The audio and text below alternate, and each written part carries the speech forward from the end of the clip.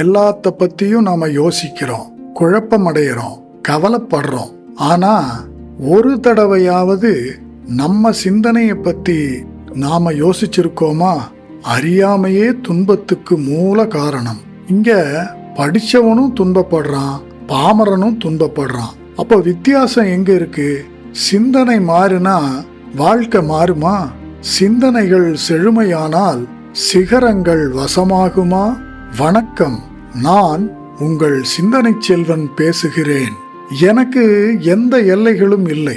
Passport இல்லை, visa இல்லை. நினைத்த மாத்திரத்துல இந்த பிரபஞ்சத்துல எந்த மூலைக்கும் நான் போயிட்டு வருவேன்.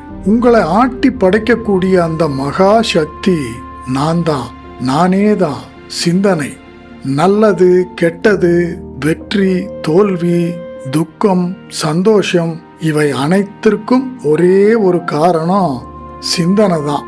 அந்த சிந்தனைய பகுத்தறிவோடு செழுமைப்படுத்துற ஒரு முயற்சி தான் இந்த சேனல். இது ஒரு தனி மனித பயணம் இல்லை, கூட்டு பயணம். சேர்ந்து பயணிப்போம், சிந்தனைகளை செழுமையாக்குவோம். நன்றி.